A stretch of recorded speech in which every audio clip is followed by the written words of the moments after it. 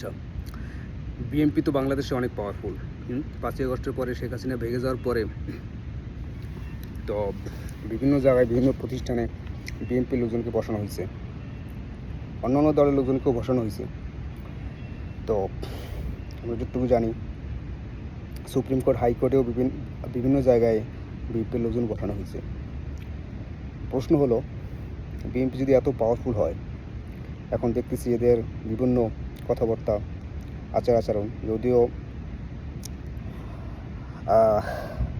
অনেক ডিবেট থাকে গত 16 বছরে কী করছে, এই ডিবেটে না যাই। তাহলে প্রশ্ন হলো, তারেক জিয়া কেন এখনও বাংলাদেশে আসতেছে না? এখনও কেন সে অনলাইনে সে বক্তব্য দিয়ে বেড়াচ্ছে? বিশাল সমাবেশ হচ্ছে, বড় পর্দায় তারেক জিয়ার বক্তব্য দেখানো হচ্ছে, সে কেন বাংলাদেশে আসতেছে না?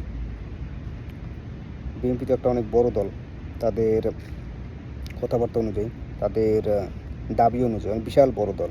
তারা হলে মুক্তি দিলে ভেসে যাবে, তারা নিজেরা ঘোষণা দিয়ে দিবে ডিসেম্বরে নির্বাচন হবে। অনেক পাওয়ারফুল, মানে তাদের কথাবার্তা অনেক পাওয়ারফুল হয়ে যাচ্ছে। কিন্তু তাদের অ্যাক্টিভিটি দিয়ে কি তারা যেটা দাবি করে সেটা কি প্রমাণিত হয়? তারেক জিয়া কেন দেশে আসতেছে না? তারেক জিয়া দেশে আসতেছে না কারণ তারেক দেশে আসলেই তারকে ভরে দিবে একবারে, এই বিএনপি লোকজনই ভরে দিবে। আরও অনেকেই বসে আছে ভরে দেওয়ার জন্য, যে কারণেই তারেক দেশে আসতে পারতেছে না। তো এটাই প্রমাণ করে যে বিএনপির অবস্থা কতটা ফ্রাজাইল, কতটা ভঙ্গুর। তো যতই ফাঁপুনিক আসলে লাভ নাই। এরা মানুষের অবস্থা যখন ফ্রাজাইল থাকে তখনই ফাঁপন নেয়। সেটা গত 15 বছরে শেখ হাসিনাও দেখা গেছে। কেউ একটা ফেসবুকে স্ট্যাটাস দিল, আবরারের কথাই যদি বলি, একটা ফেসবুকে স্ট্যাটাস দিল, আর একটা স্টুডেন্টের ফেসবুকে স্ট্যাটাস কি ওরা কতটা ভয় পাইছে, যে কারণে মেরে ফেলতে হয়েছে। তো বিএনপির অবস্থাও ঠিক তেমনই, ভয়ঙ্কর লেভেলের ভঙ্গুর, যে কারণে অনলাইনে আন্দোলন করে যাচ্ছে। আচ্ছা, নির্বাচনটা অনলাইনে করলে কেমন হয়? নির্বাচনটা অনলাইনে করুক, লোকজন সবাই হলো গিয়া বড় পর্দায় ব্যালট বক্স দেখলো, আর বাসায় বসে নীলক্ষেত থেকে 20 টাকা দিয়ে সিল বানানো যায়, বাসায় বসে একটা সিল নিয়ে সিল বানায় নিয়ে নিজের চান্দির উপরে একটা ভোট দিল।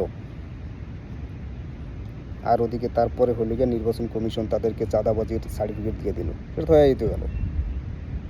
নির্বাচনটা অনলাইনেই হোক। বিএনপির অবস্থা আসলে ভয়ঙ্কর লেভেলের ভঙ্গুর। খালেদা জিয়ার কোনো কথাবার্তা নাই কেন? আসল কথা হলো গিয়ে বিএনপির একটা গ্রুপ খালেদা এবং তারেককে সামনে আসতে দিচ্ছে না, অথবা খালেদা এবং তারেক সামনে আসতে ভয় পাচ্ছে। যে কোনো কিছু হইতে পারে, আমি বলতেছি না যেটাই হবে।